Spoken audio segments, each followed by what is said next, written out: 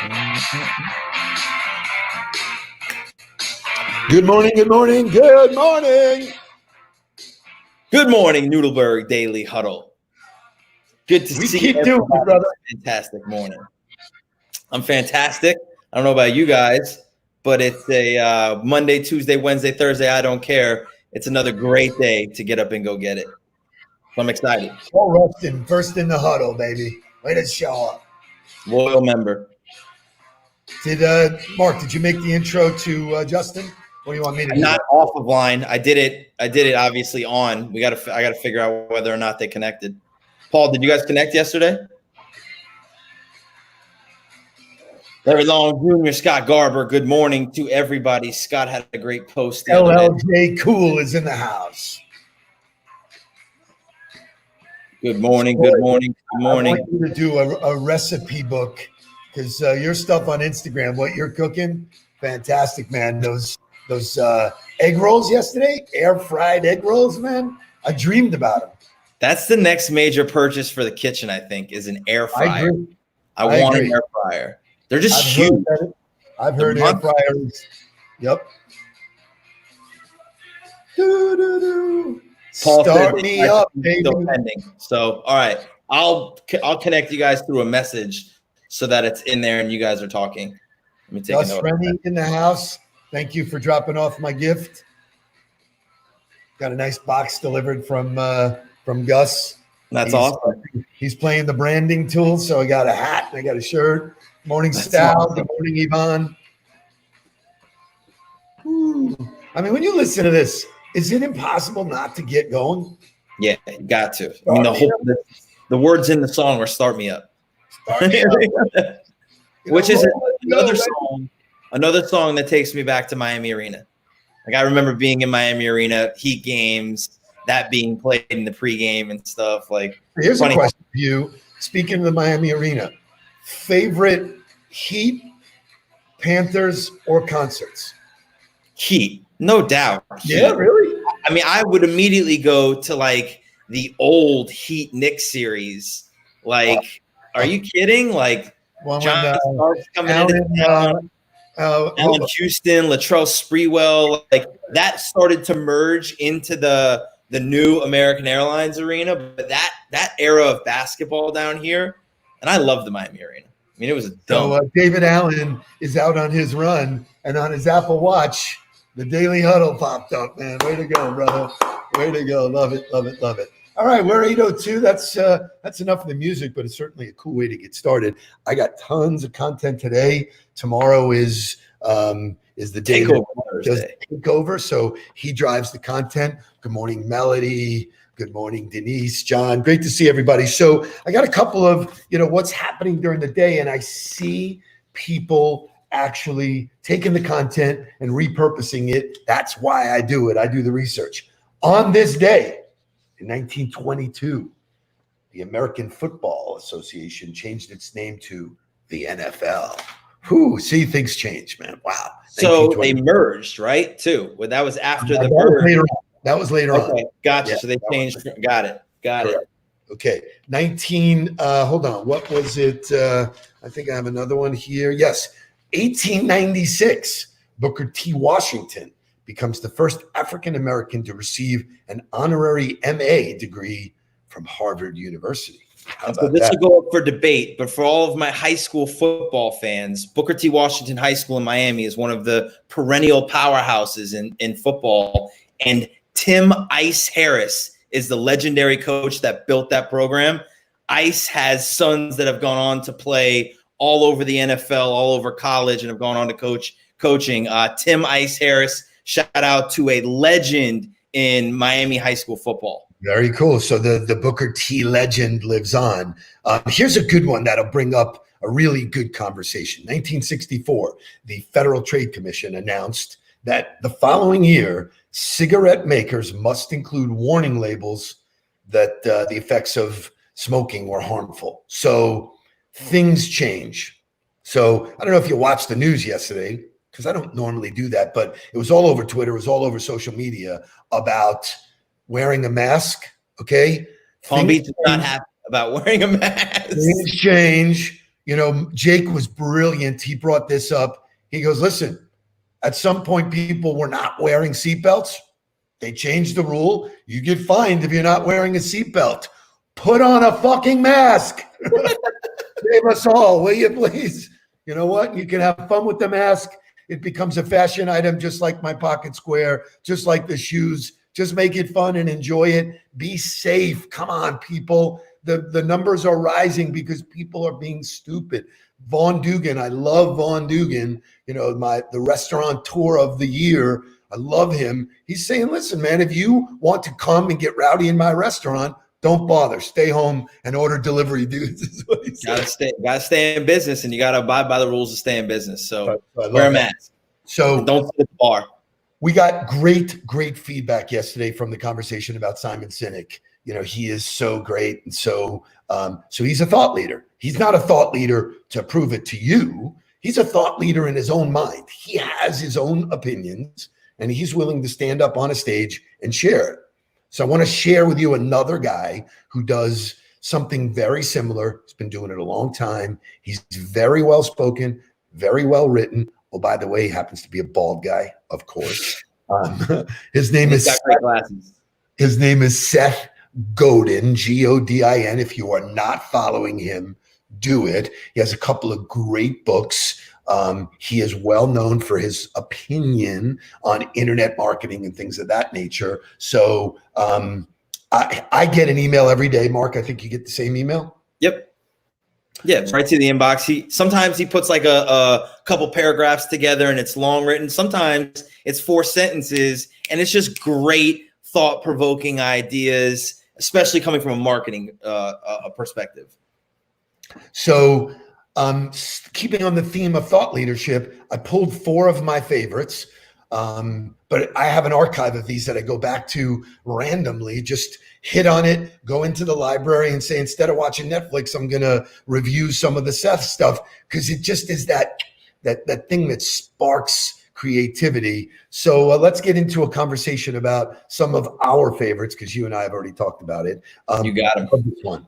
What's at the front of the line is the headline, and here's the content.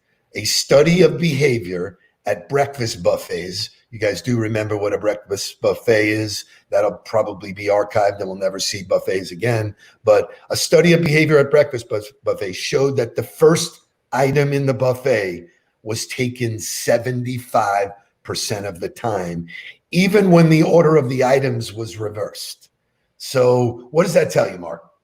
So the first thing is that whatever the first thing you offer to somebody is the thing that they're going to buy from you. So it doesn't matter if you have a suite full of products, whatever that first thing is that you offer to somebody, that's the thing that's going to get bought the majority of the time. And it reminds me of a story that you told me, which I want to talk about this for a second, because I think learned experience is different than just experience, right? I didn't necessarily experience this thing, but you did. And then you taught it to me through a story, but you were working with Comcast, right? And Comcast taught you that the first thing you had to do was get the cable into the house. Once you got the cable into the house, then you could offer all of the other amenities and you could upsell, but you couldn't do any of that or offer anything else until you got the cable into the house. That's not an experience that I had, but that's something that I learned that's a best practice through you. So I think a lot of people, when they're looking at, well, how do you know who to follow or what to listen to the people that have done it and have experiences, and then take it and make it your own. I learned that from you, but now I'm able to share that with people, which is a direct relation to the first thing in the buffet line. I like it. I think for me, what it does is when you relate it to sales, smart consumers, and the buyer is clearly smarter, and smart sales professionals look for the one thing that somebody wants. So consumers are more patient now, experience that patience on both sides, and that's a big word that you can take from that. So I love that. The theory that he brings out is so spectacular, and he does that all the time. So that's number one. Quick celebratory shout out, Ron Hale, who's in the Huddle. He's one of the original members of the Huddle. He got engaged this past weekend. Congratulations, brother. Couldn't be happier for you. And congrats, Ron. I was remiss yesterday. Brandon Steiner, the famous Brandon Steiner, who, if you haven't seen his Tell Me Something Good, it was fantastic. Same as Ron's, but it was his birthday yesterday and I missed that. So my apologies. Okay. This one's a conversation that'll take us maybe the whole time. I love it. Should schools reward skills or talent? And talent is something that you're born with. Skill is something you earn. So let's go, because from a coach's perspective, you could probably take the next 2 hours and go on this. Yeah, for sure. I think directing or relating this directly to my sports background, you recruited kids based on their talent, right? You wanted to bring in talent, but then once you had the talent doesn't win games. Talent doesn't win championships. Talent has to be developed into skills.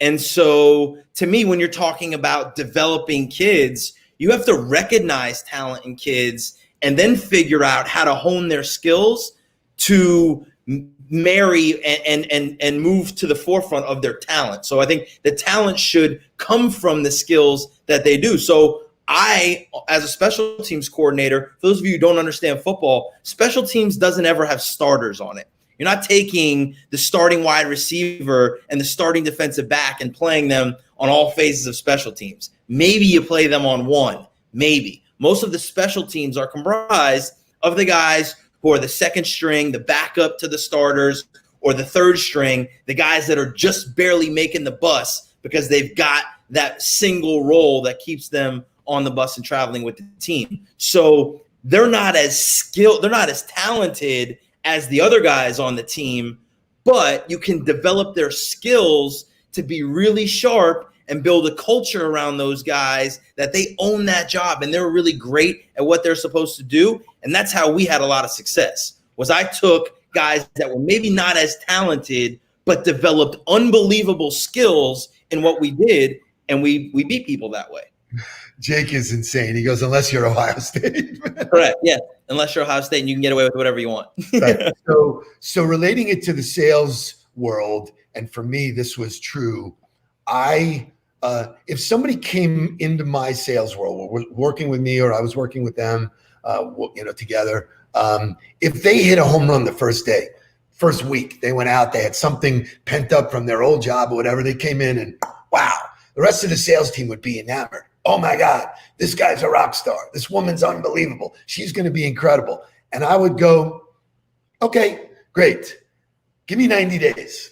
Let me see what's going on in 90 days. Because a lot of times, the world collides, something really good happens early on, and then they never are able to repeat it. And so this line is fantastic. Skill comes from commitment and practice and self-discipline, period. That goes across every walk of life, that if you don't have those and you're not building skills, one of the songs I was going to play this morning was the Foo Fighters, Learn to Fly, because you got to learn, man. This is, I believe in lifelong learning. I learn every single day.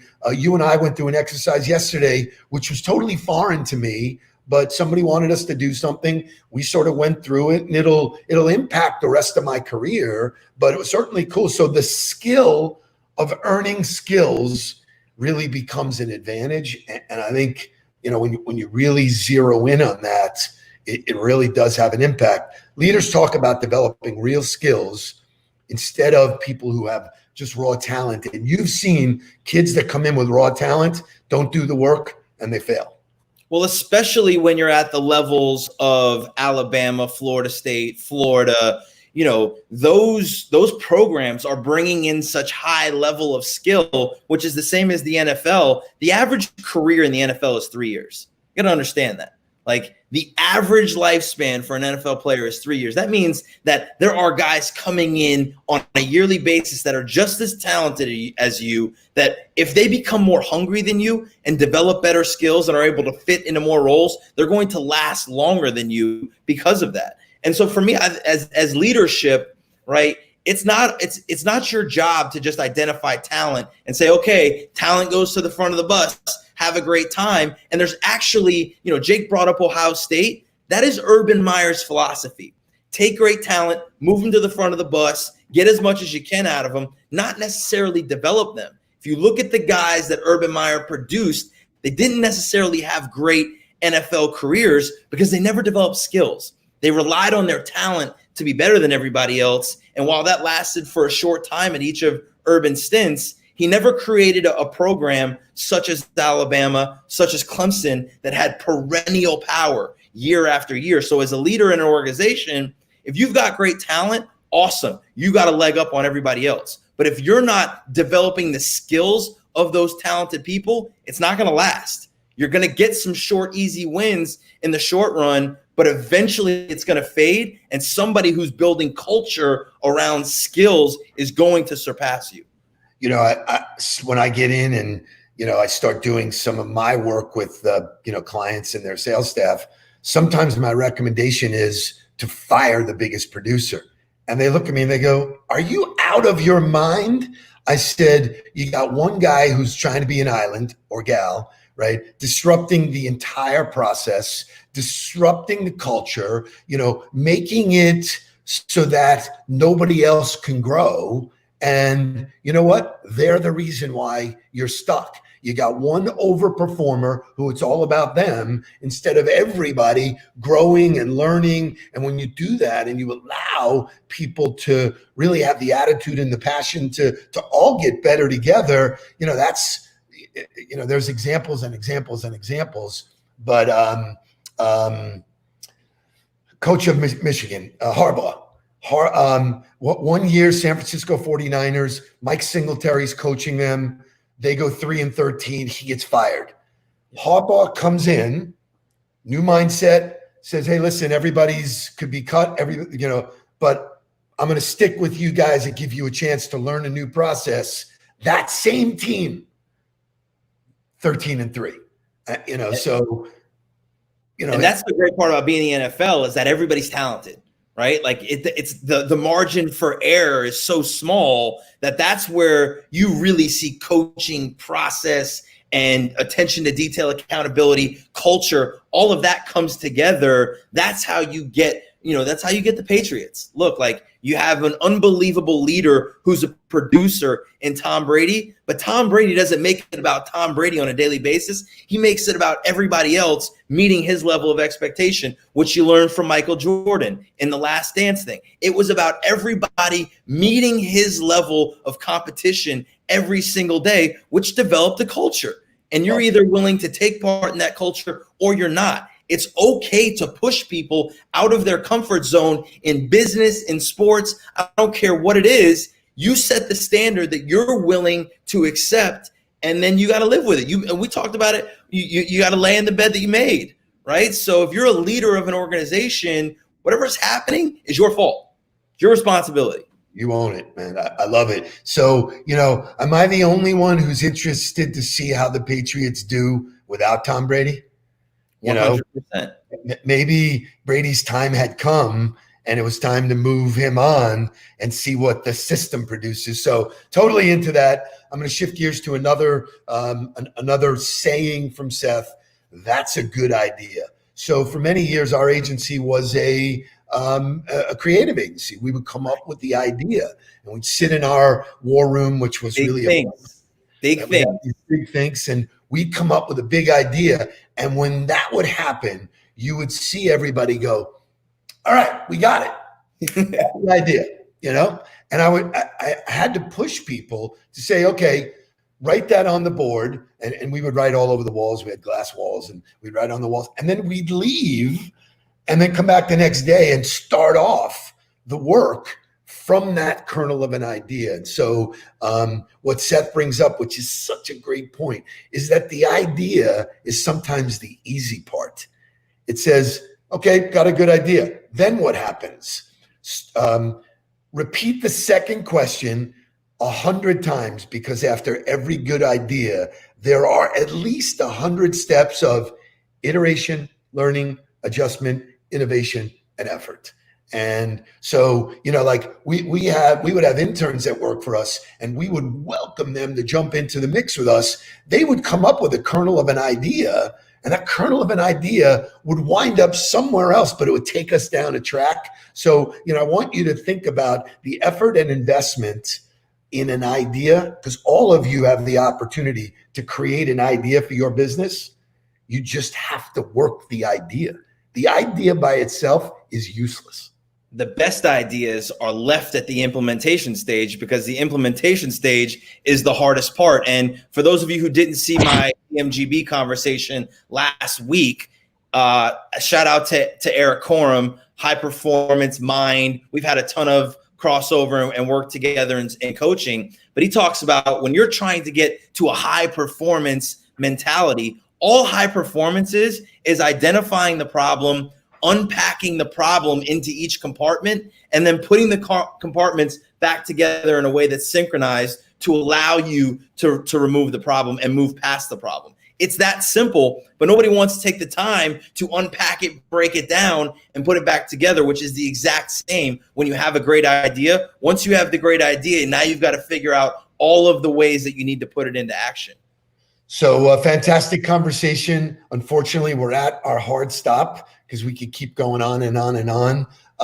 Here's an opportunity for everybody in the huddle. And by the way, I love seeing everybody in the huddle converse with each other every single morning. This is the nature of how you build your life and how you build your own culture. But here's an opportunity for you. I have usually an 8:30 coaching call every single morning right after the huddle. My 8:30 this morning, unfortunately, had an emergency and had to cancel. So I have a half hour that's free. So the first person in the huddle, anywhere on the internet that's watching right now, the first person that gets in touch with Shay gets on my calendar, and I'll give you a free 30-minute coaching call. You can ask me anything you want about anything, life, business. Happy to go spar with you. So there's an opportunity. Thank you for joining us. As we said, tomorrow is Takeover Thursday. Mark Nudelberg takes the wheel and brings some of his content and his music and his stuff. And then Friday, the creme de la creme. We've had 2 weeks in a row where I asked Mark questions, he asked me questions. Papa Noodle comes into town on Friday. So Friday afternoon at 4:00, we will go live with my Tell Me Something Good show in the afternoon and do all 4 generations. Bam. We'll have Kai, we'll have Mark, we'll have Jake, we'll have me and my dad. So we'll have a whole pot full of noodles. Should be a fun time. Thank you. Lloyd, just so in closing, there is no crying in baseball. Baseball is back. They say no spitting, no licking your fingers to pitch the ball. What a crock of shit. I can't wait to see that go. So it ought to be great stuff. Thank you guys. Great conversation. Great stuff. Hump day. Go out and make it great. Stay on the ball.